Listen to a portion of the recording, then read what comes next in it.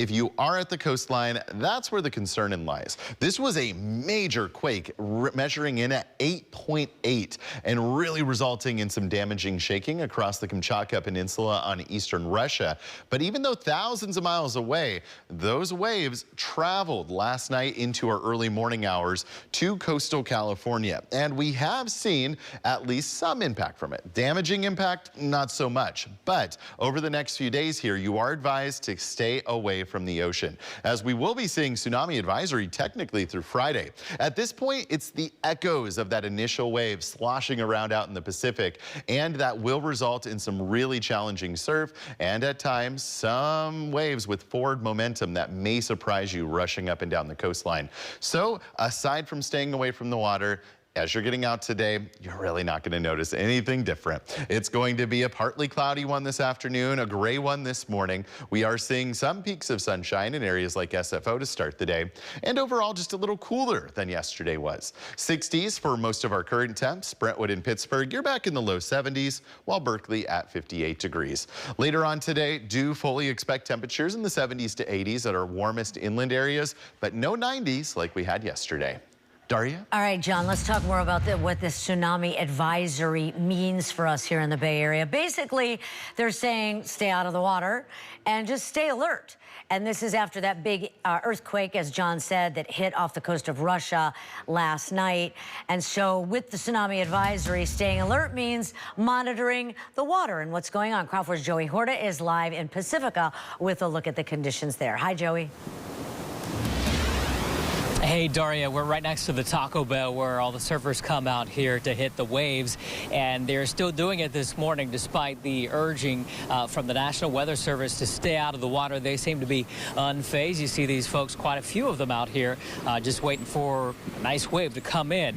Just a typical day at the beach so far at this point, although the waves do seem a little more choppy, they tell me today. Take a look at this video here. This is a time-lapse shot from Half Moon Bay overnight, and you see boats bobbing up and down in Pillar Point Harbor. The National Weather Service saying the initial tsunami waves ripple effect hit San Francisco just after 1 a.m. Tidal swings up to 2.5 feet have been measured along the coast. It's not what you picture when you think tsunami. We caught up with one of several surfers out here after catching waves this morning. Crappy, but it was wet.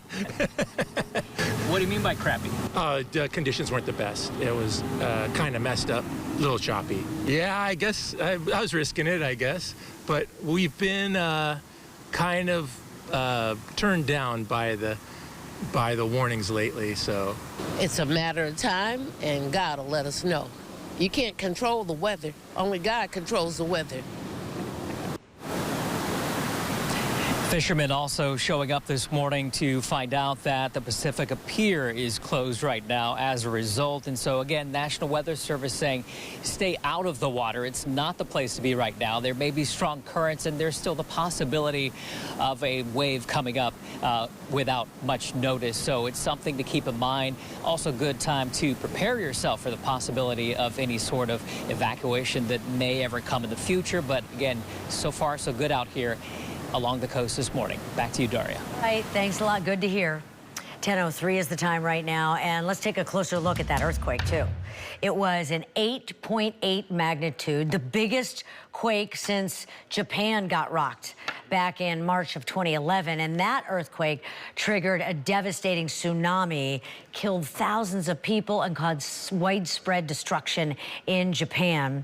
And look what it did in California along our coastline. I want to stress, again, as you can see in the corner, this is from 2011. It's not now, even though we're saying we have the tsunami advisory in the banner there, because we just want you to know, what can happen. This was in 2011. There was significant damage to the harbors and docks. Look at these boats that were washed under. This is Santa Cruz in 2011. And as far as the advisory goes that we have now, we're not expected to see anything like this. Dr. Sarah Minson is with the USGS.